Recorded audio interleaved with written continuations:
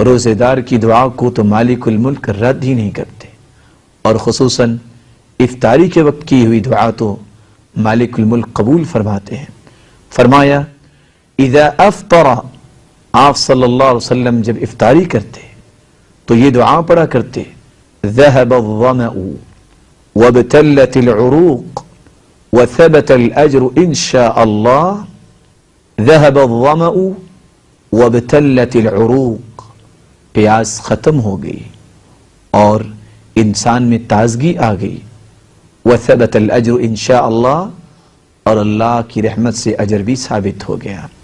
بلکہ سیدنا انس رضی اللہ تعالی عنہ بیان کرتے ہیں، آپ صلی اللہ علیہ وسلم جب کسی کے پاس افطاری فرماتے تو یہ دعا پڑھا کرتے، افطر عندکم الصائمون واکل طعامکم الابرار وصلت علیکم الملائکہ، تمہارے پاس روزے داروں نے افطاری کی ہے اور نیک لوگوں نے کھانا کھایا ہے، اللہ مالک الملک کے فرشتے تمہارے لیے بخشش کی دعائیں کریں۔